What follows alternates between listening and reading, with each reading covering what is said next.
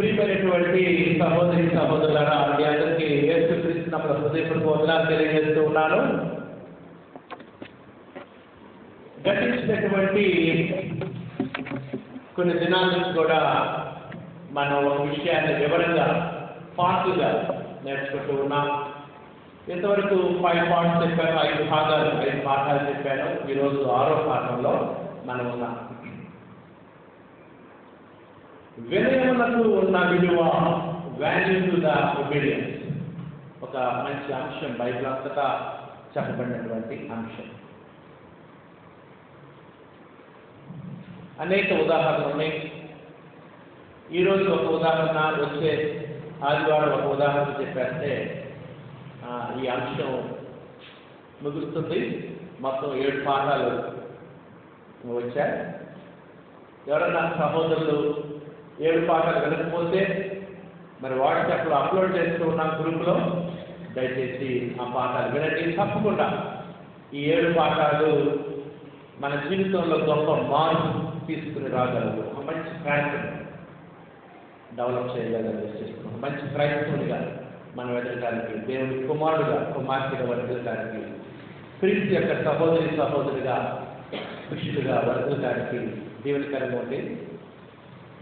సహోదరులారా, వినయము అనే విషయాన్ని మీకు వివరిస్తూ ఉన్నాను. వినయం అంటే ఏంటో మనం చూసాం.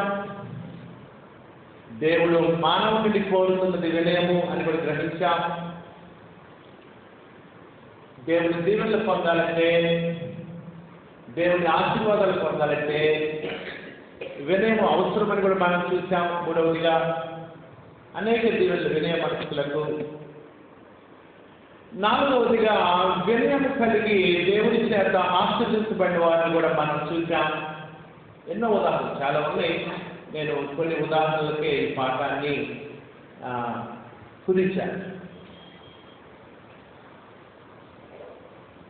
7 భాగాలు.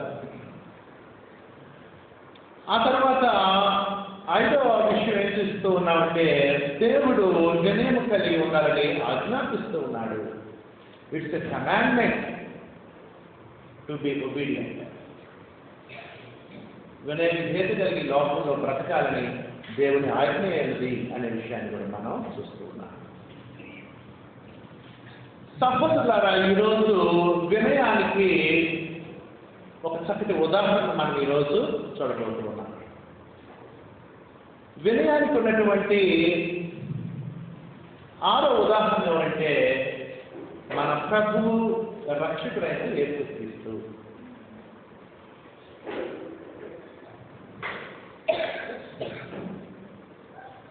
మనం క్రీస్తు ప్రభు గురించి స్పష్టంగా తెలుసుకోవాలని అపోస్తలులు తెలియజేశారు. మనం అన్ని విషయాల్లో క్రీస్తు ప్రభు మనకు మాదిరి ఉంచారని దేవుని వాక్యం తెలియజేసింది. మనం క్రీస్తు కలిగిన మనసు కలిగి ఉండాలి. మనము క్రీస్తును పోలి నడుచుకోవాలి. మనము క్రీస్తు యొక్క లక్ష్యం ఉంచాలి. మనము క్రీస్తు యొక్క సారూప్యంలోనికి ఎదగవలసినటువంటి వారమై ఉన్నాము.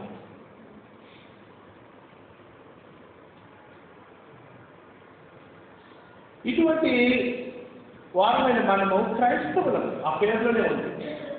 క్రైస్తవులు అనే పేరు దైవికమైన దేవుడి చిన్న. క్రైస్తవుడు అంటే క్రీస్తుకు చెందినవాడు, క్రీస్తు లాంటి వాడు, క్రీస్తుని అనుసరించేవాడు. మనలో ఎవరు కనపడాలి? నువ్వు, నేను వాక్యం విని దేవుడి గురించి తెలుసుకొని, దేవుడు పాపల రక్షణార్థం ఏర్పాటు చేసిన క్రీస్తు ప్రభు గురించి, ఆయన శిలువ మరణం గురించి తెలుసుకొని, ఆయన రక్షణ ఉన్నాడని, క్రీస్తు శిలువ రక్తంలో పాప విషయం మారు మనసుని, పాప క్షమాపణ బాప్తిస్మం కొత్తగా జన్మించి దేవుడి కుటుంబంలో దేవుడి కుమార్తెగా, క్రీస్తు యొక్క సహోదరుగా, శిష్యుడిగా, శిష్యురాలుగా, క్రీస్తు సంఘంలో సభ్యులుగా చేర్చబడి క్రొత్త జీవితాన్ని, క్రొత్త జన్మ ఎత్తి క్రొత్త జీవితాన్ని జీవిస్తున్నటువంటి మనము ఈ క్రొత్త జీవితంలో మనలో ఎవరు కనపడాలంటే క్రీస్తు ప్రభు కనపడాలి. పౌలు గారు చెప్పాడు, ఇక జీవించువాడను నేను కాదు. క్రీస్తే నాయకుడు జీవించున్నాడు. అందుకని ప్రతి విషయంలో మనం ఇంతకు నేను క్రీస్తులాగా ఆ విషయంలో ప్రవర్తించానా లేదా?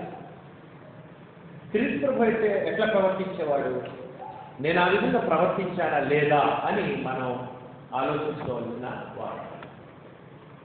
ఈ రోజంతా గడిపాం, సాయంత్రం కూర్చొని ఇంతకు నేను అన్ని విషయాల్లో, అన్ని సందర్భాల్లో, అన్ని చోట్ల, అన్ని పరిస్థితుల్లో అతను నన్ను తిట్టాడు, ఆ పరిస్థితుల్లో కూడా నాకు ఇబ్బంది కలిగింది, నేను క్రీస్తులాగా జీవించానా లేదా?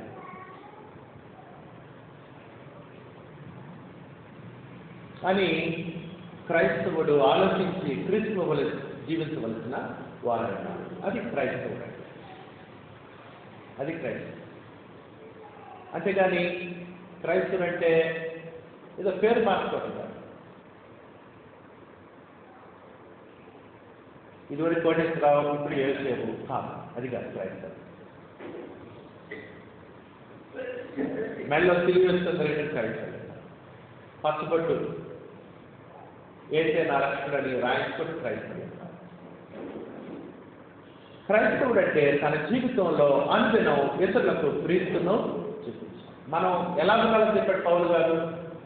అనేకులు చదువుకొస్తున్నటువంటి క్రీస్తు పత్రిక మీరు కారా అన్నారు. అనేకులంట మనలో ఎవరు చదువుకుంటున్నారు? యేసు క్రీస్తుని చదువుకుంటున్నారు. అలాగే మనం ఎట్లా ఉండాలి? ఇతరులకి క్రీస్తు పత్రిక.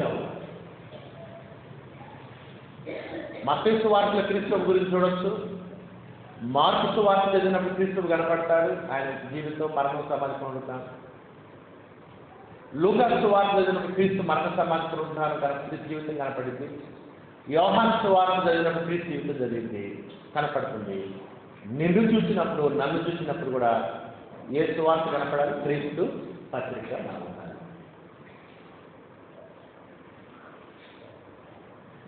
ఈ విధంగా క్రైస్తవుడు మనము క్రీస్తును చూపించిన ఈ లోకంలో ఆయన జీవించిన మాదిరిలో ఒకటి ఏంటంటే, ఆయన విధేయత కలిగి జీవించాడు, దీన మనస్సు కలిగి జీవించాడు, సాత్వికుడై జీవించాడు అనే విషయాన్ని మీకు నేను తెలియజేస్తాను. ఈ ప్రపంచంలో అందరికంటే మోషే సమయంలో మోషే గురించి ఒక సాక్ష్యం ఇచ్చాడు దేవుడు. మోషే భూలోకం అందరిలో మిక్కిలి సాత్వికుడు అని చెప్పాడు. దేవుడు సాక్ష్యం ఇచ్చాడు మోషే. సహోదరులారా, అసలు ఆదాము దగ్గరికి తీసుకువచ్చేందుకు మానవ జాతి అంతటిలో అత్యంత సాత్వికుడు, అతి దీన మనస్కుడు ఎవరు అంటే ప్రభువైన క్రీస్తు. ఇక అంత దీనత్వం ఎవరు కూడా ప్రదర్శించలేరు. అసలు క్రీస్తు ప్రభు ఎవరు, ఆయన స్థాయి ఏంటి, ఆయన హోదా ఏంటి, అసలు ఆయన ఏమై ఉన్నాడు, ఎలా వచ్చాడు అనేది మీరు ఆలోచిస్తే ఆయన దీనత్వం ఎక్కడ కూడా మనం ఈ ప్రపంచంలో ఎప్పటికీ చూడలేదు. క్రీస్తు ప్రభు ఎవరు అని కనుక మీరు చూసినట్లయితే, ఎవరో తెలుసుకుంటే, ఎలా వచ్చాడో తెలుసుకుంటే క్రీస్తు యొక్క దీనత్వం స్పష్టంగా మనకి కనపడుతుంది. నాతో పాటు మీరు యోహాను సువార్త తీస్తే, యోహాను సువార్తలో క్రీస్తు ప్రభు ఎవరు అని రాయడంలో చూద్దాం. యోహాను సువార్త మొదటి అధ్యాయము మొదటి 3 వచనాలు. క్రీస్తు ప్రభు ఎవరో చూడండి. ఆదియందు వాక్యముండెను, వాక్యము దేవుని యొద్ద ఉండెను, వాక్యము దేవుడై ఉండెను, ఆయన ఆదియందు దేవుని యొద్ద ఉండెను, సమస్తమును ఆయన మూలముగా కలిగెను, కలిగినదేది ఆయన లేకుండా కలగలేదు. సహోదరులారా, ఇక్కడ క్రీస్తు ప్రభు ఎవరో, ఎలా తెలుగుదారికి వచ్చాడో యోహాను తెలియజేస్తున్న అపోస్తలులు తెలియజేశారు. ఆయన ఎవరు? క్రీస్తు ప్రభు వాక్యము అనేటువంటి నామం క్రీస్తు ప్రభుకు ఉంది. ఆదియందు వాక్యము ఉండెను. వాక్యం అంటే క్రీస్తు ప్రభుకు ఒక పేరు వాక్యము. ఇప్పుడు నేను వాక్యము ఉన్న చోట యేసు క్రీస్తు అని పెట్టి అవుతాను, జాగ్రత్త, మీకు అర్థమవుతుంది. ఆదియందు అంటే సృష్టి ప్రారంభంలో ఆదియందు యేసు క్రీస్తు ఉండెను. యేసు క్రీస్తు దేవుని యొక్క ఉండెను, తండ్రి దేవుని యొక్క ఉన్నారు. యేసుక్రీస్తు దేవుడే ఉండడు. ఎవరనుకున్నారు క్రీస్తు ప్రభు? దేవుడు. దేవుడికి కావాల్సిన లక్షణాలు ఉన్నటువంటి వాడు, దేవుడి స్వభావం, దేవుడి స్థాయి ఉన్నది. యేసుక్రీస్తు దేవుడు ఏంటను దైవ లక్షణాలు కలిగిన వారిని దేవుడు అంటాము. బైబిల్ ప్రకారం దైవ లక్షణాలు కలిగిన వారు, దైవ లక్షణాలు అంటే నిత్యశక్తి, సర్వశక్తి, నిత్యుడై ఉండాలి, అక్షయుడై ఉండాలి, సర్వజ్ఞానం లేని వాడే ఉండాలి, సర్వము వ్యాపించే వాడే ఉండాలి. ఇటువంటి దైవ లక్షణాలు సృజించేటువంటి శక్తి కలిగి ఉండాలి, శూన్యంలో సృజించాలి. ఇటువంటి దైవ లక్షణాలు ముగ్గురు వ్యక్తులు కలిగినట్లుగా బైబిల్లో మనం చూస్తూ ఉన్నాం. సకల దేవుడు, ప్రభువైన క్రీస్తు, పరిశుద్ధాత్మ ఈ దైవ లక్షణాలు కలిగిన వ్యక్తులు. అందుకని క్రీస్తు ప్రభు దేవుడు అనబడటానికి అర్హుడు. ఆయన హోదా వ్యాఖ్యలు తగ్గించుకొని లోకానికి దేవుడి కుమారుడుగా ప్రత్యక్షమయ్యాడు. యేసుక్రీస్తు దేవుడు అంటేను ఆయన యేసుక్రీస్తు ఆదియందు దేవుడి వద్ద ఉండెను. అంటే సృష్టి ప్రారంభంలో కూడా క్రీస్తు ఉన్నారు. సమస్తమును ఆయన మూలముగా కలిగిను. సమస్తం కూడా యేసుక్రీస్తు మూలం కలిగినాయి. అంటే దేవుడు ఈ సృష్టి చేసినప్పుడు ప్రభువైన క్రీస్తుగా ఆ బాధ్యత అప్పచెప్పాడు. దేవుడు ప్రభువైన యేసుక్రీస్తు ద్వారా సృష్టి చేశాడు. అందుకని దేవుడు సృష్టించాడు అనొచ్చు, ప్రభువైన క్రీస్తు సృష్టించాడు అనొచ్చు. దేవుడు ప్రభువైన క్రీస్తు వారి సృష్టి చేశాడు అనొచ్చు. సమస్తమును యేసుక్రీస్తు మూలముగా కలిగను. సమస్తం యేసుక్రీస్తు మూలము కలిగినదే నీవు యేసుక్రీస్తు లేకుండా కలగలేదు. అది క్రీస్తు యొక్క హోదా. 10వ యేసుక్రీస్తు లోకములో ఉండెను, లోకము యేసుక్రీస్తు మూలముగా కలిగను, కానీ లోకము యేసుక్రీస్తుని తెలుసుకోలేదు. యేసు ప్రభు శరీరానికి వచ్చినప్పుడు ఎవడు గుర్తుపట్ల ఆయన స్థాయి, ఆయన హోదా ఎవరికి తెలియదు, అర్థం కాదు. కొట్టారు, తిట్టారు, మొహం మీద ఉమ్మూశారు.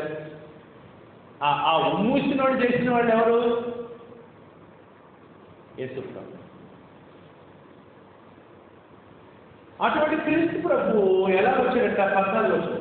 ఆ యేసు క్రీస్తు, ఆ వాక్యము, ఆ యేసు క్రీస్తు శరీరధారి అయి కృపా సత్య సంపూర్ణుడుగా మన మధ్య నివసించాడు.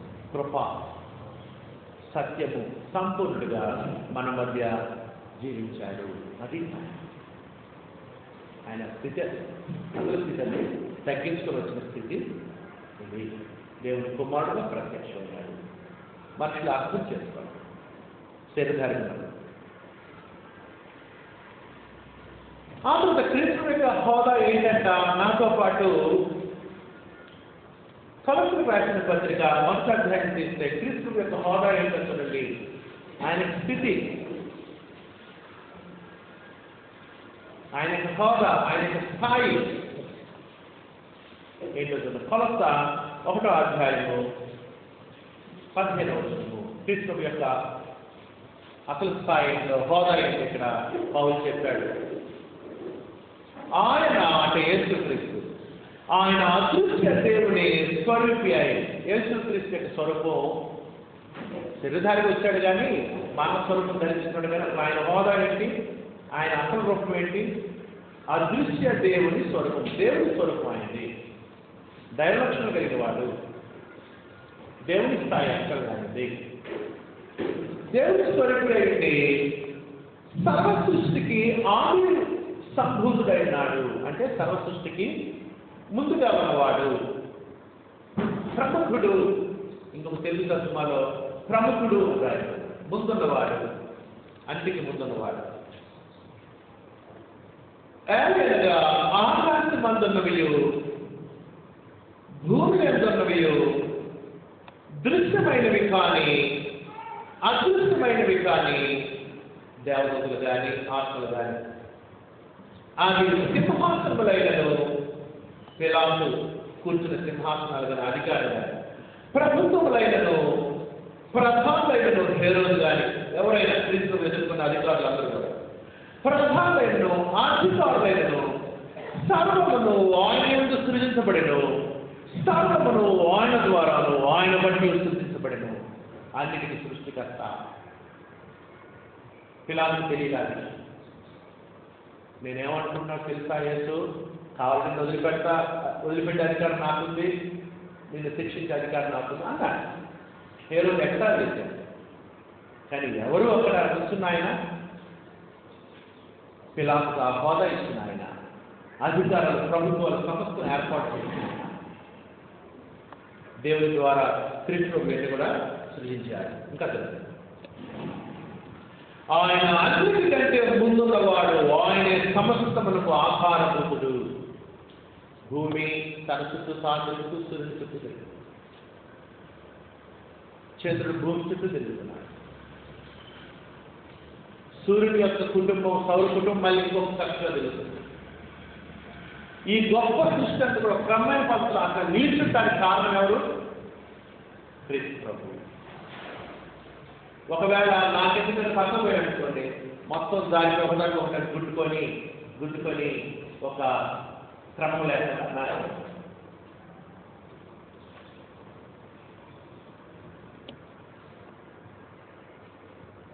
ఆయన సమస్తమునకు ఆధారభూతుడు.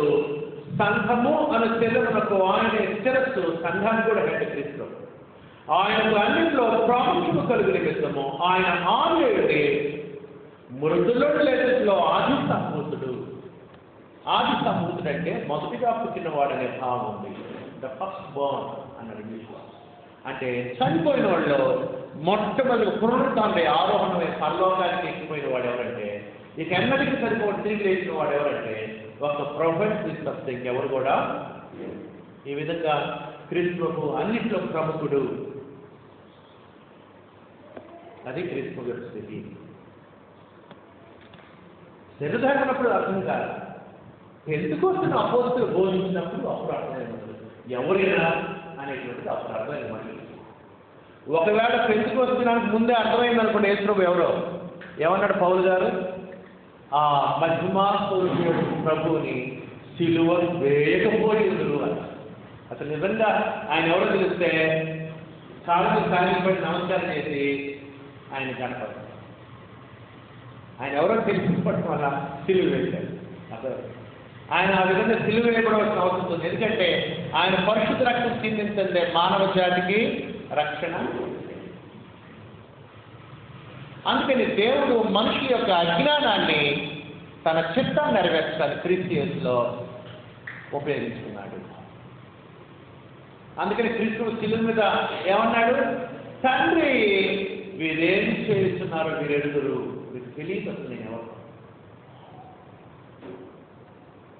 వీరేం చేస్తున్నారో వీరికి తెలియదు, వీరిని క్షమించమని.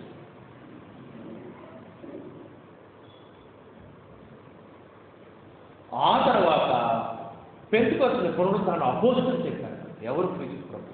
ఇప్పుడు మనకు అపోస్తులు చెప్పిన బోధే మనకు వెంటనే ఇప్పుడు అసలు ఎవరు ఆయన, ఎక్కడుండేవాడు, ఆయన హోదా ఏంటి, ఎలా శరీరధారించాడు, ఎలా మానవులు ఘోరమైనటువంటి శిలువ మనం, దేవుడేమో ఆయన్ని ఈ లోకానికి పంపిస్తే మానవులు ఘోరమైన శిలువ మనం గురి చేస్తే దేవుడు ఆయన మృతులను తిరిగి లేపి సర్వలోకానికి రక్షకుడిగా, ప్రభువుగా, రాజుగా, అధిపతిగా, విమోచకుడిగా, మధ్యవర్తిగా ఏర్పాటు చేశాడు. అపోస్తులు మనకు లేక మనకు కూడా తెలిసేసుకోవాలి. ఇవన్నీ కూడా పరిశుద్ధాత్మ తెలియజేసే తర్వాత అపోస్తులు. ఈవెన్ అపోస్తులు కూడా క్రీస్తు శరీరధారణ సరైన అవగాహన వాళ్ళకి. యేసు ప్రభు ఎవరు? ఫిలిప్పీయులకు రాసిన పత్రిక 2వ అధ్యాయము 5వ వచనము. విధేయత అంటే ఏంటో క్రీస్తుకు చూపించాడు. ఫిలిప్పీయులకు రాసిన పత్రిక 2వ అధ్యాయము 5వ వచనం. క్రీస్తు యేసును కలిగిన ఈ మనస్సు మీరును కలిగి ఉండి. ఫిలిప్పీ 2:5. క్రీస్తు యేసును కలిగిన ఈ మనస్సు మీరును కలిగి. అది మనం ఏం కలిగి ఉండాలి? క్రీస్తు మనస్సు కలిగి ఉండాలి. ఆయన క్రీస్తు ప్రభు అంట దేవుని స్వరూపము గలవాడైంది. అది క్రీస్తు ప్రభుది దేవుని స్వరూపం. క్రీస్తు ప్రభు దైవ లక్షణం కలిగిన వాడు. ఆయన అసలు స్వరూపం దైవ స్వరూపము. ఇంకా దేవుని స్వరూపము గలవాడండి. దేవునితో సమానముగా ఉండుట. క్రీస్తు ప్రభు యొక్క స్థాయి ఏంటి? హోదా ఏంటి? శిష్యులు పాదం కలిగే హోదా కాదు, దేవునితో సమానముగా ఉండే హోదా. దేవునితో సమానముగా ఉండట విడిచిపెట్టకూడని భాగ్యము. అటువంటి భాగ్యాన్ని అనుభవిస్తున్నాడు. దేవునితో సమానమైన హోదా పరలోకంలో.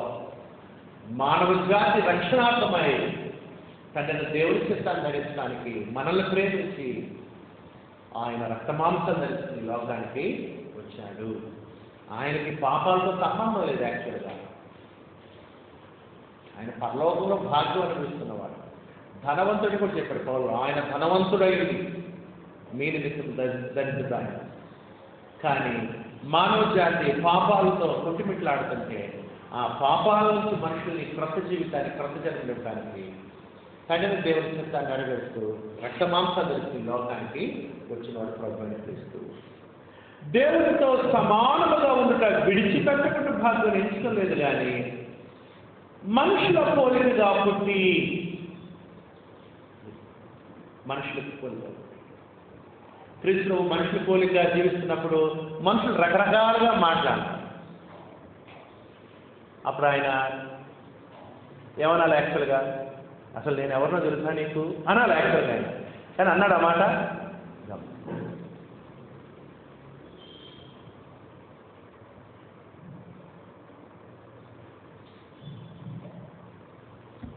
మనుషుల పోలికగా పుట్టి దాసుని స్వరూపము ధరించుకొని, అది ఏ స్వరూపము? దాసుని స్వరూపం. అసలు యాక్చువల్గా ఏ స్వరూపం అయింది? దైవ స్వరూపం వచ్చింది. ఎట్లా కనపడుతున్న మనుషులకి? కాళ్ళు జరుగుతుంటారు. దాసుని స్వరూపం ధరించి. అందుకని నేను చెప్పాను కదా, క్రీస్తు ప్రభు అంత దిగుడు పురుడు భూలోకం. దేవుడు మోషేనే ఉన్నాడంటే భూలోకం అందరిలో మిక్కిలి సాత్వికుడు అన్నాడు. క్రొత్త నిబంధన వచ్చిన తర్వాత మోషే కంటే భూలోకంలో ఎవరు లేదు గొప్ప సాత్వికుడు ఎవరు? ప్రభు అయినా. ఎందుకు? మోషే మానవుడు, తగ్గించుకున్నాడు. ఈయన మానవుడు కాదు, దేవుడు, దైవ స్వభావం కలిగిన వాడు, దేవుని స్వరూపం, దేవుని స్థాయి, దేవుడితో సమానం, సృష్టికర్త, ప్రభు, దేవుడు. ఆయన రక్తమాంసాలు ధరించుకొని శిష్యుల పాదాలు వేస్తున్నాడు. ఆ పాదాలు వేసేటప్పుడు ఎవరి పాదాలు వేయలేదు కదా?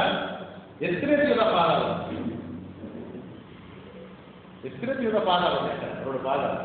యాక్చువల్గా ఏం చేయాలి? ఆయన వచ్చిన కరెక్ట్ కాళ్ళు లాగాలి, ఎస్క్రేతులు కింద పడేయాలి. కానీ ఏం చేశాడు? ఆ పాదాలు కూడా ఏంటంటున్నారు? దేనత్వం. దైవత్వం ఎక్కడ? ఈ దేనత్వం. అటువంటి దీనిలో క్రీస్తు ప్రభువు మనుషుల పోలిక పుట్టే దాసుని స్వరూపం ధరించుకొని తన్ను తానే, ఆ మాట చాలా ఇంపార్టెంట్, ఇష్టపడుతుందా తన్ను తాను. నేను మానవ జాతి కొరకు రక్తమాంసాలు ధరించుకొని తగ్గించుకుని వారి కొరకు, వారి విమోచన కొరకు పరిశుద్ధ ప్రాణాన్ని, పాప శిక్షను అనుభవిస్తాను, పాప భారాన్ని, పాప శాపాన్ని అనుభవించి పరిశుద్ధ రక్తాన్ని దారిపోసి మానవ జాతిని విడిపిస్తానని క్రీస్తు ప్రభు ఇష్టపడుతూ వచ్చాడు. తన్ను తానే అనే మాట ఉద్దేశం. తన్ను తాను ఎవరు నెట్టలా నుంచి, ఎవరు తొయలేదు, ఇష్టపడుతూ వచ్చాడు. మానవ స్థితిని చూసి దేవుని చిత్తానికి వాడు తన్ను తానే వ్యక్తిగా చేసుకుని అన్నీ ఉన్నవాడు ఏమి లేనట్టుగా ప్రదర్శించాడు ఈ లోకంలో. తలవాల్చుకున్నట్టుకైనాను ఆకాశ పక్షులకు గూళ్ళు, నక్కలకు బొరియలు ఉన్నవి కానీ మనిషి కుమారుడు తలవాల్చుకుంటాడు. అసలు ఎవరు చూడంతా? ఎవరు చూపించారని చూసాం? అపోస్తలులు ఏం చెప్పాడు? సర్వమును ఆయన ద్వారాను, ఆయన బట్టి, ఆయన నిమిత్తము చూశాడు. ఆయన created by him, for him and through him అన్నాడు ఇంగ్లీష్లో. కానీ ఏమి లేనట్టుగా ఆయన వ్యక్తులుగా చేస్తున్నాడు. పుట్టినప్పుడు ఎక్కడ పరుగు పెట్టబడ్డాడు? పశువుల తొట్టి. పశువుల తొట్టి అంటే పశువులకి అక్కడ ఆహారం పెట్టాలి, తౌడాలి, అది పశువులు. పశువుల తొట్టిలో ఆయన మరణ పెట్టాడు. ఎట్లా ఉంటుంది పశువుల తొట్టి? పేడ, బురద, ఇరద, దోమలు ఏమి అని అట్లా ఏం లేదా ప్లేస్ దీనత్వాన్ని చూపించడానికి తను తగ్గించుకుంది. అసలు దీనత్వం అంటే ఈ లోకంలో మనిషి దీనుడిగా ఉండాలి దేవుడికి. చనిపోయినప్పుడు వేరేవాడు సమాధిలో కట్టబడ్డాడు. అరిమతయి సమాధిలో ఆయన దొరికించుకోడు. ఆయన ఏమన్నాడు? వేరేవాడు సమాధిలో తీసుకో కదా.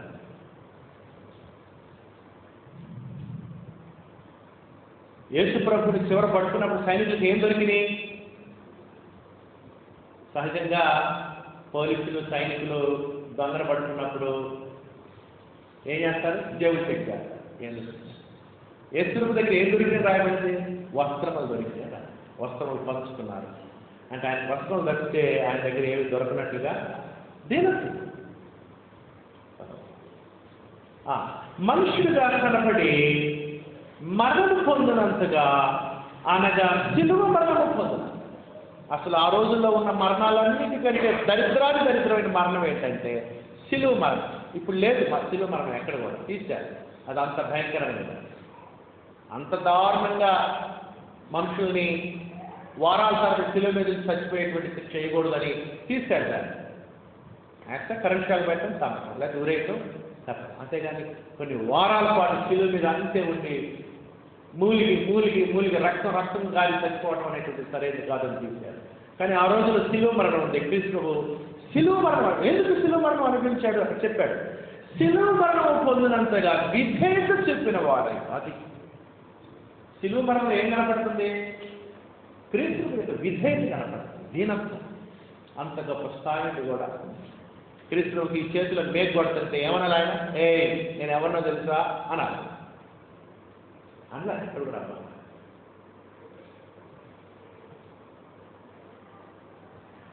సిలువ మరణము పొందినంతగా విధేయత. అది సిలువ మరణంలో ఏం కనపడుతుంది? విధేయత కనపడుతుంది. ఒక ఆయన ఏమంటే చేతికి కాలకున్నట్టు మేకులు పీక్కోలేనట్టు ఏమి రక్షకుడు అన్నారు. అది అక్కడ అది కాదు అన్నట్టు. అక్కడ విధేయత చూపిస్తున్నారు. ఈ లోకంలో మనిషి దేవునికి ఎంత గొప్పగా విధేయత చూపించాలి. విధేయత కనపడుతుంది. విధేయత చూపిన వాడే తన్ను తాను తగ్గించుకొనెను. అది ఇష్టపూర్వకంగా తన్ను తాను మళ్ళీ చెప్పాడు కదా, తన్ను తాను ఇష్టపూర్వకంగా తగ్గించుకున్నాడు, విధేయత చూపించాడు. ఆ విధేయత మనం చూపించగలమా? నీకు అసలు ఏమీ లేదు, నువ్వు మనిషివి, లేదంటే నేను ఎవరో తెలుసా,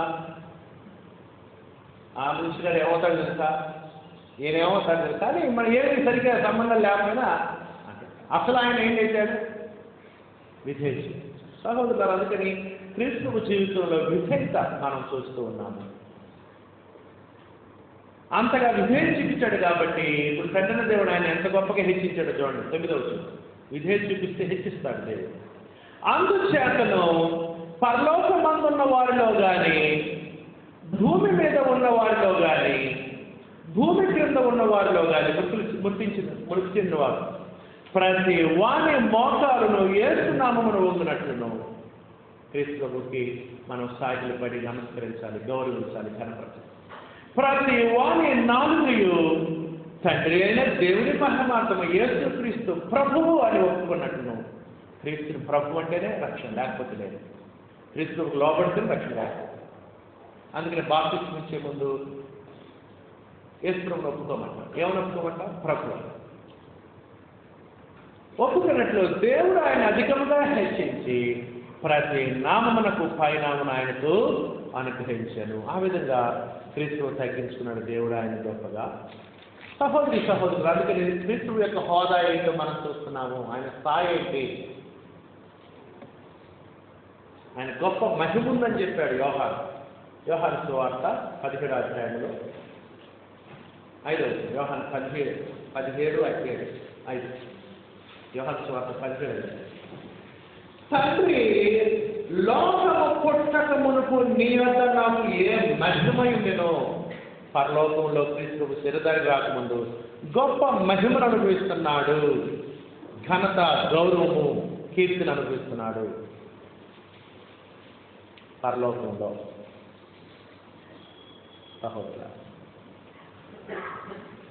హెబ్రీయులకు రాసిన పత్రికలో కూడా క్రీస్తు సృష్టికర్తని పదే పదే చెప్పబడింది. మొదటి అధ్యాయంలో క్రీస్తు యొక్క స్థాయి, హోదా, దేవుడి స్థాయి, దేవత్వం కలిగిన వాడు, దైవలక్షణాలు కలిగిన వాడు, తండ్రి దేవుడితో సమాన స్థాయి కలిగిన వాడు, తను తాను తగ్గించుకుని దేవుడి కుమారుడుగా ప్రత్యక్షమయ్యాడు అనే విషయాన్ని దయచేసి గుర్తుంచుకోవచ్చు.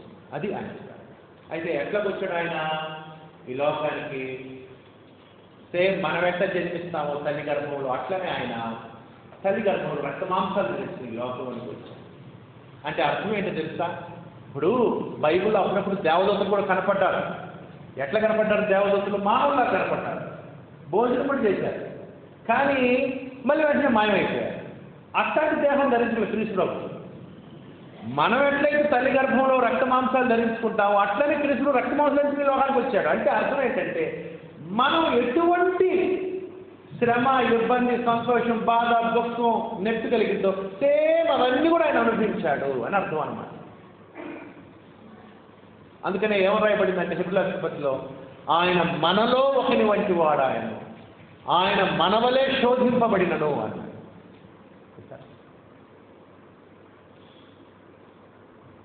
క్రీస్తు ప్రభు మనలో ఒకటి వాడు. ఇప్పుడు శరీరానికి వచ్చినప్పుడు ఎంత విధేయత చూపిస్తున్నాడో చూద్దాం. దేవుని స్థాయిని ఆయన రక్తమాంసం ధరించుకుని వచ్చాడు. రక్తమాంసాలు ధరించుకు వచ్చినంత మాత్రాన్ని దేవుడు కాకపోలేదు, దేవుడే. కానీ దేవుని కుమారుడుగా ప్రత్యక్షమయ్యాడు, దేవుని కుమారుడుగా ఆయన పనిచేస్తూ ఉన్నాడు. ఎట్లా ఉన్నాడో చూడండి. మొట్టమొదటిగా లూకాసు వార్త శరీరధారిగా ఉన్నప్పుడు క్రీస్తు విధేయులు మనం గమనిద్దాం కాసేపు. లూకాసు వార్త 2వ అధ్యాయము, లూకాసు వార్త 2వ అధ్యాయము, లూకాసు వార్త 2వ అధ్యాయము 51వ వచనం. లూకాసు వార్త 2వ అధ్యాయం. అంతటా ఆయన వారితో కూడా, వారంటే అక్కడ తల్లిదండ్రులు యోసేపు, మరియా, ఆయన తండ్రిగా ఏర్పడిన యోసేపు, తల్లిగా ఉన్నటువంటి మరియా. అంతటా ఆయన వారితో కూడా బయలుదేరి నజరేతునకు వచ్చి వారికి లోబడి ఉండెను. క్రీస్తు ఎవరికి లోబడ్డారు? తల్లిదండ్రులకు లోబడి జీవించారు. అది లోబడి. చూసారా? మొట్టమొదటిగా తల్లిదండ్రులు క్రీస్తు బాలుడుగా ఎలా ఉన్నాడు? లోబడి జీవించాడు. అంటే పిల్లలకి గుర్తుంచుకోండి, క్రీస్తుని పోలి మీరు నడుచుకోవాలంటే మీరు కూడా ఏం చేయాలి? తల్లిదండ్రులకి లోబడి. తల్లిదండ్రులు లోబడ్డాడు క్రీస్తు లోబడి. ఎవరు అసలు ఆయన? యాక్చువల్గా ఆయన ఎవరంటే దేవుడు, దైవలక్షణం కలిగిన వాడు, దైవస్వరూపం కలిగిన వాడు, దేవత కలిగిన వాడు, రక్తమాంసం ధరించుకొని వచ్చాడు. ఆయన ఆస్తిక తల్లిదండ్రులకి లోబడ్డాడు. రెండవది సహోదరులారా, క్రీస్తు ప్రభు తల్లిదండ్రులకు లోబడ్డాడు. అంతేకాదు, ఆయన ఎక్కడ పుట్టాడు? ఇస్రాయేల్ దేశంలో పుట్టాడు, యూదా దేశంలో. అప్పుడు ఏ చట్టం అమల్లో ఉంది? దేవుని చట్టం, మోషే ధర్మశాస్త్రం అమల్లో ఉంది. మోషే ద్వారా దేవుని చట్టం. క్రీస్తు ప్రభు ఆ చట్టం అమల్లో ఉన్నటువంటి ప్రాంతంలో పుట్టి పెరిగాడు. మరి ఇప్పుడు ఆయన ఎవరికి లోబడాలి? మోషే ధర్మశాస్త్రం ఏం చేశాడు? క్రీస్తు ప్రభు లోబడ్డాడు.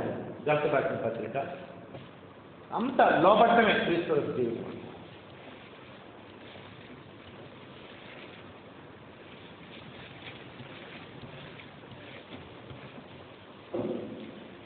గలతీయుల పత్రిక 4వ అధ్యాయము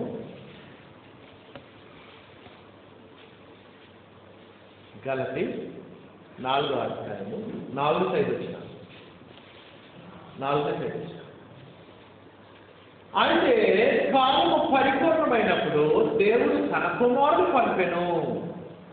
ఆయన స్త్రీలను పుట్టి మనము దత్తపుత్రులకు కావాలని ధర్మశాస్త్రం లోబడి ఉన్న వారిని విమోచించటకై ధర్మశాస్త్రమునకు లోబడిన వాడు లోబడ్డాడు. ధర్మశాస్త్రానికి, మోషే ధర్మశాస్త్రానికి లోబడ్డాడు. దేవుడు మోషే ద్వారా ఇచ్చిన ధర్మశాస్త్రంలో. మనం కూడా ఏం చేయాలి? మనం పుట్టి పెరుగుతున్నప్పుడు ఏ దేవుని యొక్క చట్టం ఉందో దానికి లోబడాలి. ఇప్పుడు మనం లోబడాల్సింది కొత్త నిబంధన చట్టంలో. ఆ తర్వాత క్రీస్తు ప్రభువు యవన వయసు రాగానే ఏం చేస్తున్నాడు? దేవుని చిత్తం ఏంటి? ఆ టైంలో ఆయన యవన వయసులో ఉన్నప్పుడు దేవుని చిత్తం ఏంటంటే యోహాను చేత యూదులు ఇశ్రాయేలు బాప్తిసం తీసుకోవాలి. అది దేవుని చట్టం. ఆ టైంలో ఏం చేశాడు? వచ్చాడు ఎవరి దగ్గరికి? బాప్తిసం ఇచ్చే యోహాను దగ్గరికి వచ్చాడు. మేమేమో బాప్తిసం తీసుకుంటే మా నుంచి దూరం పోతున్నారు జనం. యేసు ఇచ్చేవాళ్ళని చెప్పి నాకు ఏంటంటే దేవుని చిత్తంలో. మత్తయి సువార్త 3వ అధ్యాయము 13 నుంచి 15. ఆ సమయమున యోహాను చేత బాప్తిసం పొందుటకు యేసు గలిలయ నుండి యోర్దాను దగ్గరున్న అతని యొద్దకు వచ్చాడు. అందుకు యోహానుకి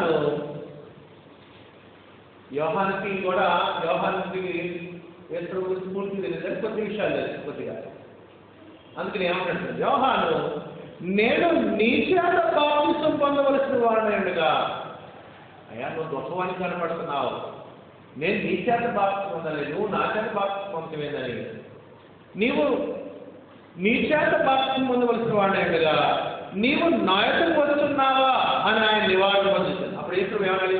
వెరీ గుడ్, కరెక్ట్గా అర్థం చేసుకున్నావు అని. అవునా కదా? ఇప్పుడు అర్థం చేసుకున్నాను అలా ఏమన్నాడు? ఆయన నివారణ పొందుతుంది. కానీ యేసు ఎప్పటికీ కానేమో నీతి యావత్తు ఎలాగ నెరవేర్చడం మనకు తగినది కానీ అతనికి ఉత్తరం ఇచ్చిన కనుక అతడు అలాగో బాప్తిసం అంటే విధేయత.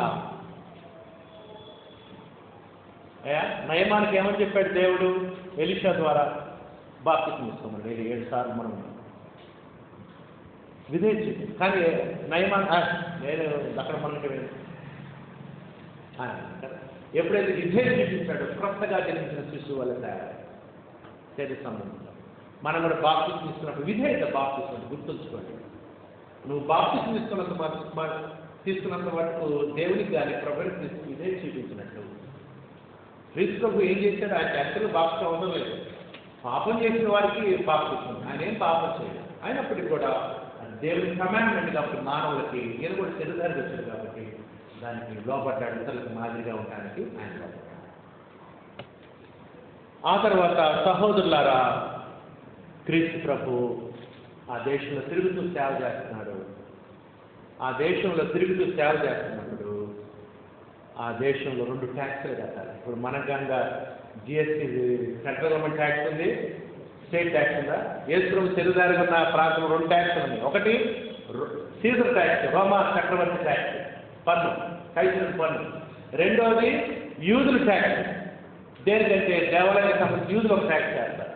ఈ 2 ట్యాక్సులు కట్టాలి. క్రీస్తు ట్యాక్సులు కట్టేది చూద్దాం. నాతో పాటు మీరు మత్తయి సువార్త చేస్తే విధేయత సహోదరి సహోదరుల. మత్తయి సువార్త 17వ అధ్యాయము.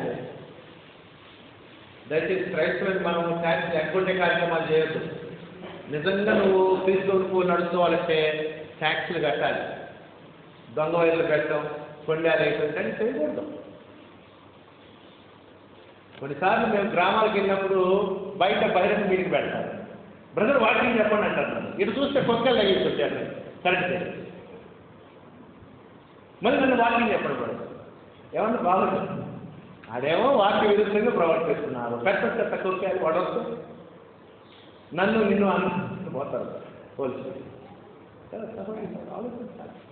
క్రైస్తవ జీవితం మామూలు జీవితంగా లోకానికి వెలుగు మనం సరిగ్గా ప్రభు చెప్పాడు చెప్పాడు. నిందవేయటానికి భయపడాలి క్రైస్తవులు. మత్తయి సువార్త 17:24-27. వారు కపెర్నహూమునకు వచ్చినప్పుడు అర్షకులు వారు పన్ను వసూలు చేయువారు పేర్కొన్నందుకు. అది ఇది ఎవరి ఈ అర్షకులు పన్ను దేనికి సంబంధించింది? యూదులకు సంబంధించి, యూదా దేవాలయానికి సంబంధించి. ప్రధాన యాజకులు అధికారులు అయితే యూదులు వేసే ట్యాక్స్ అన్నది దేవాలయం పన్ను. అర్షకులను పన్ను వసూలు చేయువారు పేర్కొన్నందుకు వచ్చి, మీ బోధకుడు ఈ అర్షకులు చెల్లింపడా అని అడుగుతారు. చెల్లించున్నది. అతడు ఇంటిలోకి వచ్చి మాట్లాడుతున్నపై యేసు ఆ సంగతి చేసి, సీమోనా, నీకేమి తోస్తున్నది? భూరాజులు సుంకమును పన్ను ఎవరి యొద్ద వసూలు చేయదురు? కుమారుల యొద్దనా అన్ని యొద్దనా అని అడిగాడు. అతడు అన్ని యొద్దనే అని చెప్పగా యేసు, అలాగైతే కుమారులు స్వతంత్రులే, అయినను మనం వారికి అభ్యంతరము కలుగు చేయకున్నట్లు అదిగోండి, నీవు సముద్రమునకు పోయి గాలం వేసి మొదట పైకి వచ్చి చేపను పట్టుకుని దాని నోరు తెరిచిన ఒక షెకెలు దొరుకును, దాన్ని తీసుకుని నా కొరకును నీ కొరకును వారికి ఇమ్మని అతనితో క్రీస్తు యూదులు వేసిన ట్యాక్స్ని కట్టాడు. అది దేవాలయానికి సంబంధించిన ట్యాక్స్.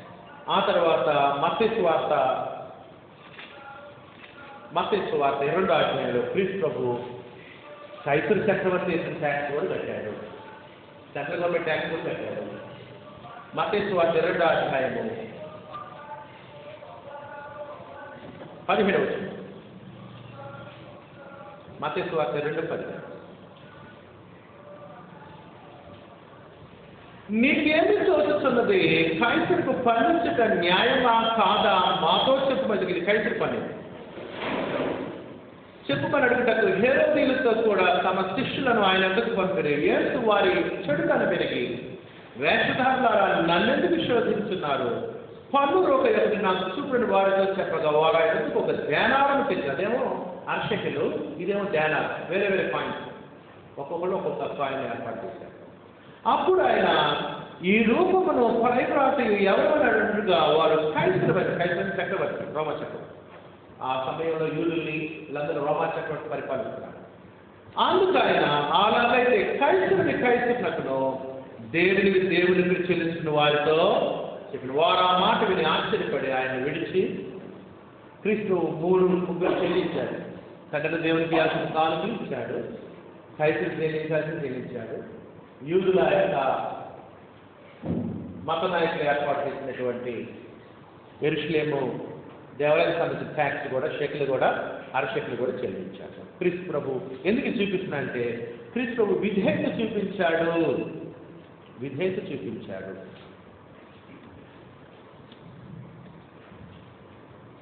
ఆ తర్వాత సహోదరులకు ఇంకొక విషయం ఏంటంటే క్రీస్తు ప్రభు తల్లి కంటే సహోదరుల కంటే దేవునికి విధేయత చూపించాడు. ఏమని చెప్పింది మరియా పెళ్లికి వెళ్ళినప్పుడు? బంధువుల ఇంటికి పెళ్లికి వెళ్ళారు. ఆ పెళ్ళిలో ఏం జరిగిందో చూడండి. యోహాను సువార్త 3వ అధ్యాయం.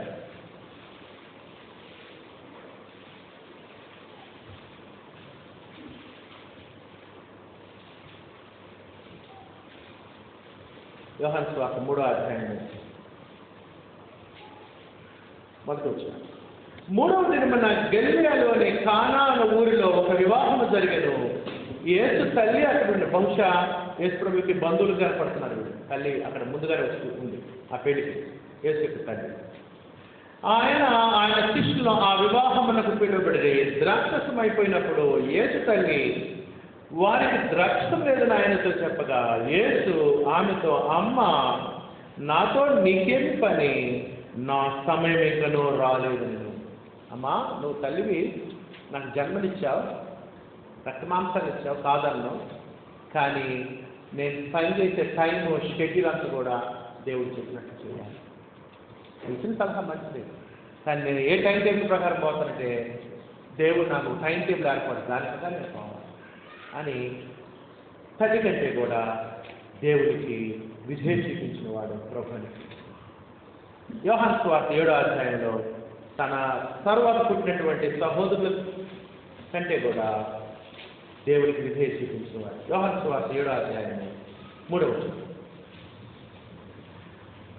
ఆయన సహోదరులు ఆయన చూసి, నీవు చేస్తున్న క్రియలు నీ శిష్యులు చేయనట్లు ఈ స్థలం విడిచి యోర్దానుకు వెళ్ళుము.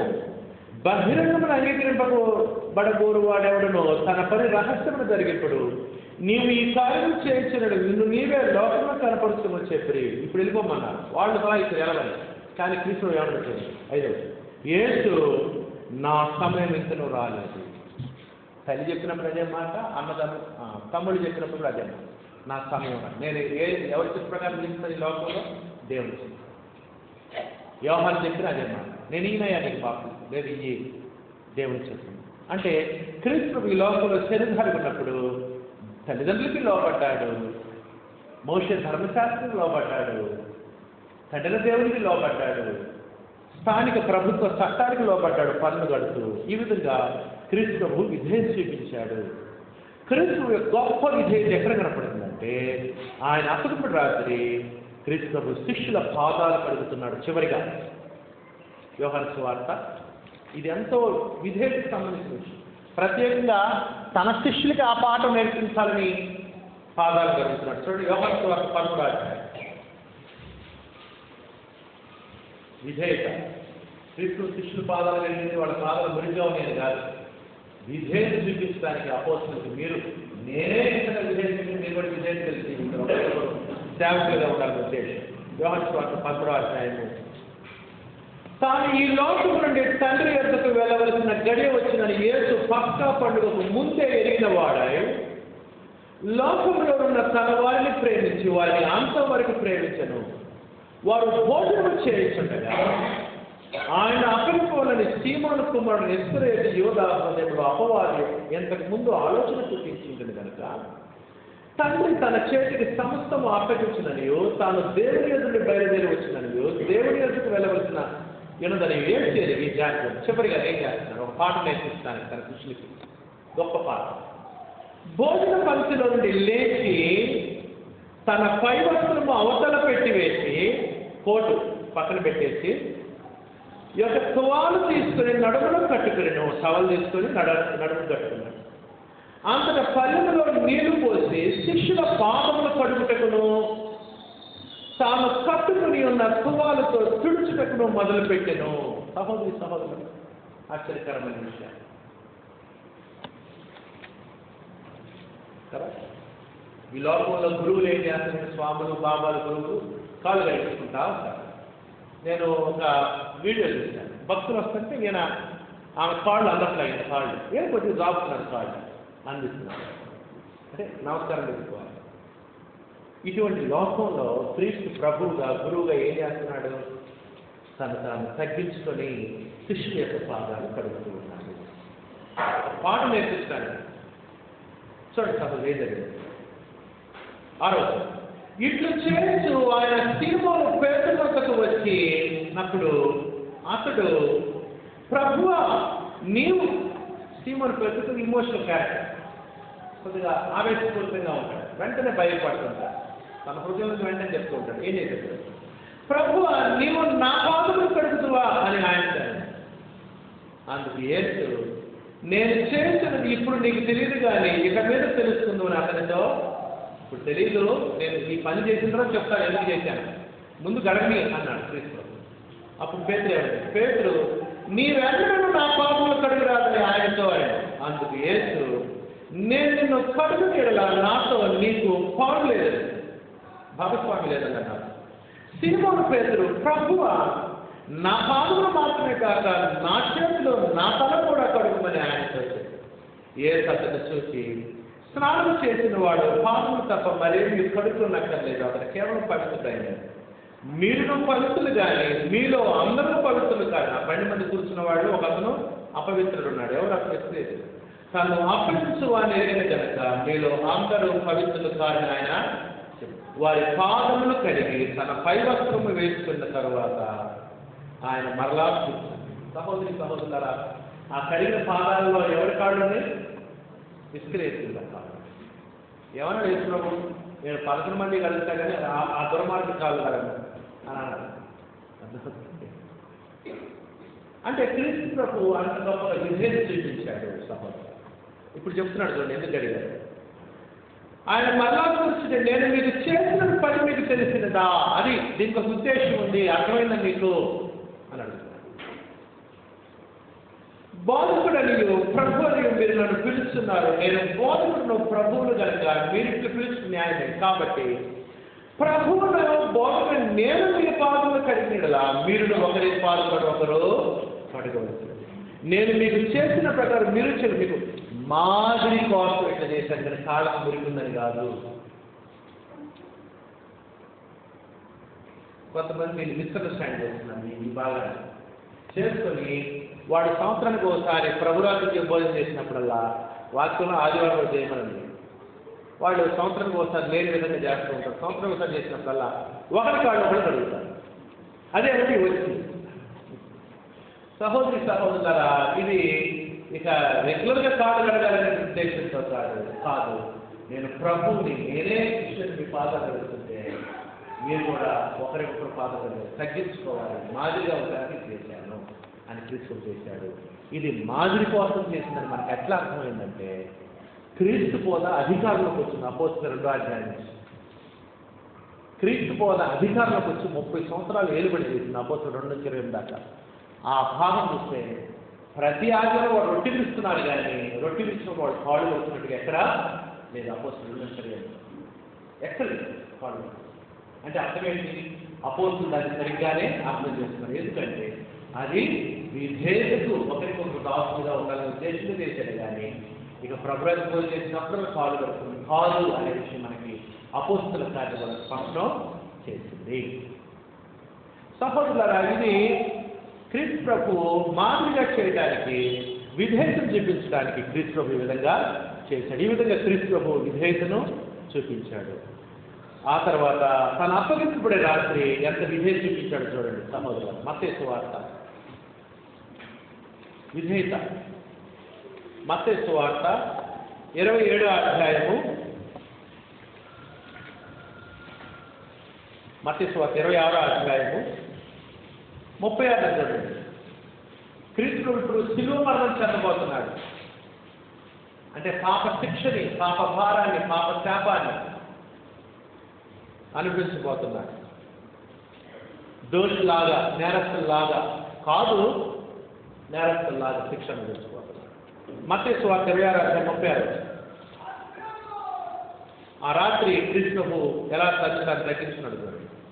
అంతటి యేసు వారితో కూడా గెత్సేమని అనబడిన చోటికి వచ్చి, నేను అక్కడికి వెళ్ళి ప్రార్థన చేసి వచ్చు వరకు మీరు ఇక్కడ కూర్చుని శిష్యులతో చెప్పి, పేతురును జెబెదయి 2 కుమారులు వెంట పెట్టుకుని పోయి దుఃఖపడ్డకును చింతాక్రాంతులకు మొదలుపెట్టాను. అప్పుడు యేసు మరణమగినంతగా నా ప్రాణం బహు దుఃఖంలో మునిగినది, మీరు ఇక్కడ నిలిచి నాతో కూడా మెలకువగలని వారితో చెప్పి కొంత దూరం వెళ్ళి సాగిల పడి, నా తండ్రి, సాధ్యమైతే ఈ గిన్నె నా ఎదురుకి తొలగిపోనిమ్ము, ఆయనను నా ఇష్ట ప్రకారం కాదు నీ చిత్త ప్రకారమే కానిమ్మని ప్రార్థించారు. సహోదరి సహోదరులారా, ఇక్కడ క్రీస్తు ప్రభువు తన ఇష్టాన్ని తెలియజేశాడు. తండ్రి, ఈ గిన్నె అంటే పాప శిక్షను, పాప భారాన్ని, పాప శాపాన్ని శిలువ మీద భరించాడు. ఈ గిన్నె నా ఎదురుకి తీసివేయమన్నాడు.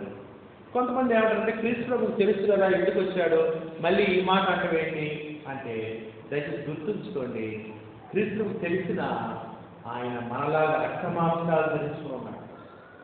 మనకు ఎటువంటి ఫీలింగ్స్ వచ్చి అయ్యే ఫీలింగ్స్ ఆయన కూడా వచ్చింది. ఎదుర్కొన్న ఫీలింగ్స్ దాన్ని బట్టి ఆయన శరీరధారిగా ఉండడం కూడా మనకు అర్థమవుతుంది. నా తండ్రి, సాధ్యమైతే ఈ గిన్నె నాయకుడిని తొలగిస్తుంది. ఇతని యొక్క పాప శిక్ష నిర్మోయడం ఏంటి? ఈ ఘోరమైనటువంటి శిలువ మరణాన్ని, పాప శిక్షను అనుభవించేటువంటి నీ ఉగ్రతని, పాపం మీద నీ ఉగ్రతని, నీ శిక్షని అనుభవించేటువంటి ఈ విషయం నా ఎదురుని తొలగించుకోనిమ్ము, ఆయనను నా ఇష్ట ప్రకారం కాదు నీ చిత్త ప్రకారమే కానిమని ప్రార్థన. సహోదరి సహోదరులారా, విధేయత అంటే అర్థం ఏంటంటే, జాగ్రత్త గుర్తుపెట్టుకుంటుంది, చాలా ఇంపార్టెంట్ పాయింట్. విధేయత అంటే అర్థం ఏంటంటే, నా ఇష్టానికి బదులుగా నీ ఇష్టాన్ని నెరవేర్చడం విధేయత ఉంటుంది. చాలా కష్టం మనుషులు కదా. నేను ఇంకొక ఫ్రెండు, ఇంకొక సహోదరుడు, ఇద్దరం హోటల్కి పోయాం. నాకేం మాంసం అంటే బాగా ఇష్టము, అతనేమో శాకాహారి. ఇద్దరం పక్క పక్కన కూర్చొని తినాలి. అతను చిన్నప్పుడు శాకాహారి, అతను పుట్టిన వాతావరణం, అతను ఇప్పుడు క్రైస్తవుడు అయ్యాడు సహోదరుడు. నేను చిన్నప్పటి నుంచి మాంసం తినటం అలవాటు. ఇద్దరం హోటల్కి వెళ్ళాం. నేను అన్నాను, బ్రదర్ నాకు మాంసం అంటే చాలా ఇష్టం, నేను నాన్ వెజిటేరియన్ మాంసాహారం ఆర్జిస్తాను అన్నాను. అతను కొద్దిగా బాధపడుతున్నాడు. ఎందుకంటే ఆ మాంసాహారం తినడం అనేటప్పుడు అతనికి ఇబ్బంది ఉంది, ఎప్పుడు తెలియదు. అప్పుడు ఎట్లా ఉంటుంది? అట్లా కాకుండా నేను బ్రదర్ నీకేది ఇష్టం అని తింటాను, ఎందుకు ఇద్దరు కలిసిపోతాను సంతోషం అన్నప్పుడు నువ్వు మీరు వెజిటేరియన్ కదా బ్రదర్, నాకు వెజిటేరియన్ అన్నప్పుడు ఒక విధంగా అతనికి మనం ఏం చేస్తాం? విధేయత. నా ఇష్టాన్ని పక్కకు పెట్టి తోటి సహోదరుడికి ఇష్టాన్ని నెరవేర్చడం అనేది విధేయతకి సంబంధించి క్రీస్తుకు చూపించిన విధేయత. తండ్రి నా ఇష్టము కాదు నీ చిత్తమే సిద్ధించినదా అనేటువంటిది విధేయత. అట్లా కాకుండా ఏమో బ్రదర్ నువ్వేమని నేను మటుకు ఉండలేదు కాబట్టి అంత తెలుపుతో నేను మటుకి అటాక్ చేయాల్సిందే ఈరోజు అని అంటే విధేయత. అందుకని సహోదరులారా, ఇతరుల ఇష్టాన్ని మన జీవితం నెరవేర్చడం అనేది విధేయతకి సంబంధించి క్రీస్తువులో కనపడుతున్నట్టు విధేయత. ఆ తర్వాత అక్కడ ఒక చక్కటి విషయం చూడండి సహోదరులారా, అక్కడే మత్తయి సువార్త ఏం చేశారు? క్రీస్తు ప్రభుని మొట్టమొదట క్రీస్తు ప్రభుని కైప దగ్గర తీసుకెళ్ళారు. అన్నాడికి తర్వాత కైప దగ్గర ఏం జరిగింది చూడండి. మత్తయి సువార్త 26:67 చూడండి. మత్తయి సువార్త 26:67.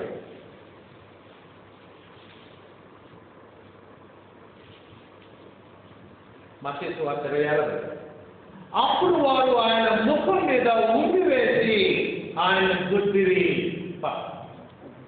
ఏం చేయాలి? క్రీస్తు మీద ఉమ్మి వస్తే ఏం చెప్పాలి? నేనంటే ఎవరో తెలుసా అన్నారు. కానీ ఏం చేశాడు? ఆయన ఓర్చుకున్నాడు. కైప దగ్గర జరిగింది. ఆయన ముఖం మీద ఉమ్మి వేసి, ముఖం మీద ఉమ్మేయటువంటిది ఎంత అవమానకరమైన విషయం. ఏమంటే ఉమ్మి వేసి విధేయత. అసలు ఎవరైనా నీ నోట్లో ఆ లాలాజలం పెట్టినోడు అసలు నీ ఎదుటి నుంచున్న వాడు ఉమ్మేస్తున్నాడు ఎవరుతున్నావు? నేను విధించిన వాడు నీ నోట్లో ఆ లాలాజలం, అన్నం అరగటానికి లాలాజలం. రెండోసారి ఏం జరిగింది? అక్కడే మత్తయి సువార్త 27:20. మత్తయి సువార్త 27:20.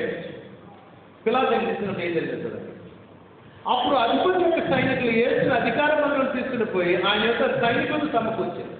వారు ఆయన వస్త్రం తీసివేసి ఆయన ఎర్రని అంగి తొడిగించి ముండ్ల కిరీటం వాళ్ళి ఆయన తలం మీద పెట్టి ఒక రెల్లు ఆయన కుడి చేతిలో ఉంచి ఆయన ఎదుట మోకాళ్ళు యూదుల రాజా నీకు శుభ్రని ఆయన అపహసించింది. ఎగతాళి చేసి ఎవరైనా అన్నాడా యేసు? నేను ఎవరో తెలుసా అన్నాడా?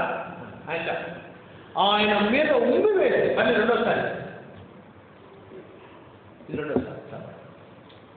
ఆ రెల్లు తీసుకుని దానితో ఆయన తల మీద కొట్టింది. ఆయన అపహసించిన తర్వాత ఆయన మీద ఉన్న ఆ అంగిని తీసివేసి ఆయన వస్త్రములు ఆయన తొలగించి శిలువ వేయడానికి ఆయనను తీసుకుని పోయాడు. సహోదరి ఎందుకు క్రీస్తుడు ఎన్ని సహించాడు? ఏం కనపడుతుంది? క్రీస్తులో విధేయత కనపడుతుంది. దేవునికి విధేయత, దేవుని చిత్తానికి విధేయత. అది దేవుడు ఆయన ఏర్పాటు చేసింది. అయినప్పటికీ కూడా దాన్ని సహించాడు, దాన్ని వహించాడు.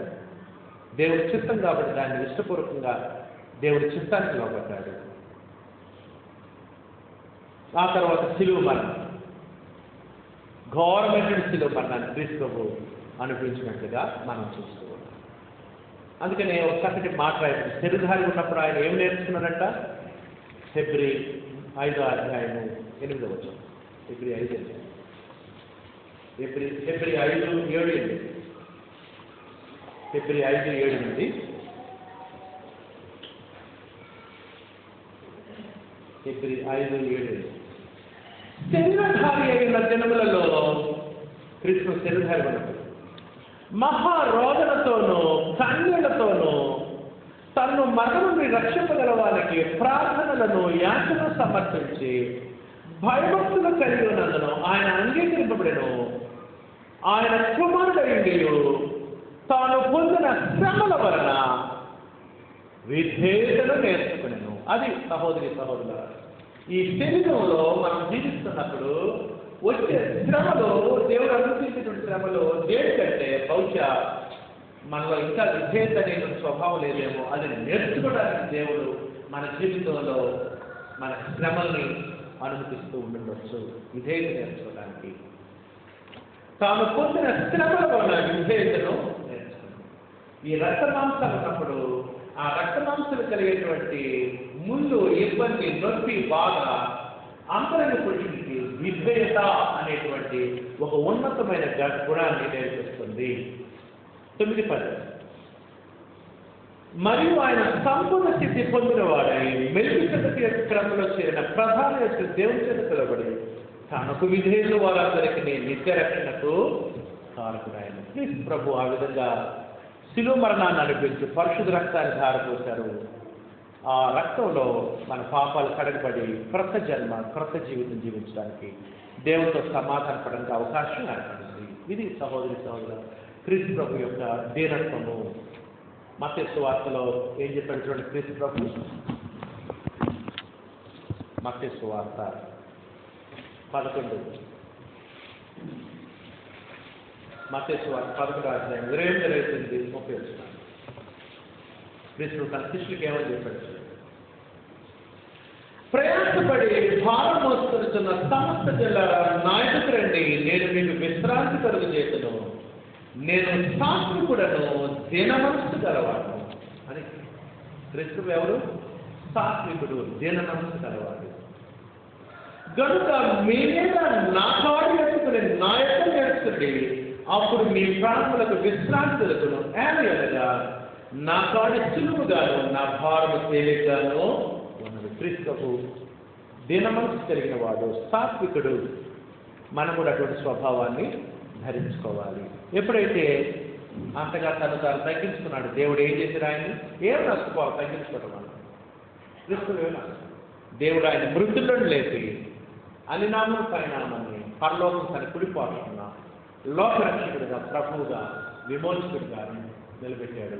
అంతేకాదు ఏమన్నాడు? ప్రతి మోకాలను యేసునామమున మనం వంగునట్లు క్రీస్తువుకి ఏం చేయాలి? మనం సాధ్యపడాలి. మోకాళ్ళని ఆయన క్రీస్తు ఎదుట ఆయన ప్రభు, రాజుల రాజు, ప్రభులకు. అంతేకాదు ఇంకా ఏం చేయాలి? తండ్రి దేవుని మహిమార్థమే యేసు క్రీస్తు ప్రభు అని ఒప్పుకోవాలి. లేకపోతే రక్షణ లేదు. ఆయన విధేయ చేసేసి ఆయన విధేయులైనందు వరకు రక్షణ. ప్రభునకు దేవుడు ఆయన అధికముగా హెచ్చించి ప్రతి నామమునకు పరిణామం ఆయన కనిపిస్తుంది. అది సహోదరి సహోదరు. దేవుడి దృష్టిలో మనం తగ్గించుకుంటే దేవుడు మనల్ని హెచ్చిస్తాడు. ఈ లోకంలో మనం దేవుడి దృష్టిలో దినమనస్సులో చేస్తే దేవుడు ప్రభుని దృష్టిని హెచ్చించినట్టుగా మనల్ని కూడా హెచ్చిస్తాడనే విషయాన్ని దయచేసి మనసులో పెట్టుకోవాలి. అందుకని దీన మనసు కలిగి ఉంటాం. క్రీస్తు యొక్క స్వభావం, క్రీస్తు యొక్క స్వభావం, క్రీస్తు యొక్క మనస్సు. అది దేవుడికి ఇష్టమైంది, దేవుని పొందేది. దీన మనసు కలిగి ఉండవచ్చు. కొంతమంది లోకస్తులు బలహీనపడుకోవచ్చు, చేతగాతనం అనుకోవచ్చు, కానీ అసలు అది చాలా బలమైన శక్తి. దీన మనసు కలిగి ఉండాలంటే అన్ని అవయవాలను లోపరుచుకోవాలి, లేకపోతే బయటపడిపోతాం. ఆ రౌద్రంలో, కోపంలో, ఆవేశంలో మొత్తం అవయవాలన్నీ కూడా నీ గర్వాన్ని వెలుగుస్తాయి. అందుకని దీన మనసు కలిగి ఉండడం అంటే గొప్ప లక్షణం. అది దేవుడికి ఇష్టమైన లక్షణం. క్రీస్తు కలిగిన మనస్సు, క్రీస్తు చూపించిన మాదిరైన విషయాన్ని మనం ఎప్పుడు కూడా మర్చిపోకుండా స్వభావంలో మనం ఎదగాలి. ఎంతవరకు ఎంత జాగ్రత్తగా విన్నంత మీ అందరి కృతజ్ఞతలు.